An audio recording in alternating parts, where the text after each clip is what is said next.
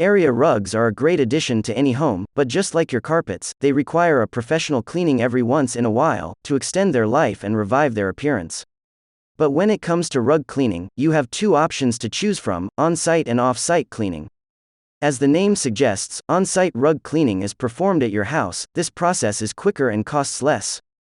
With off-site rug cleaning, the technician will take your rug to a cleaning facility, making this service cost slightly more, and you will have to wait a few days to get your rug back. Now let's look at the differences between the two services, and see which one will best fit your specific needs. On-site rug cleaning is only possible when your house has the proper surface for cleaning that won't get damaged by water, such as a concrete floor in the garage. The rug will be steam cleaned and will require a few hours to dry completely.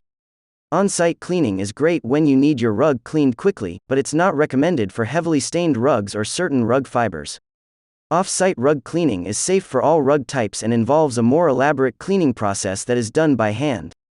First, a specialist will determine which cleaning solution will work best for your rug type and won't damage the color of your rug. Then the rug will be carefully groomed, washed, rinsed, and dried in a special chamber.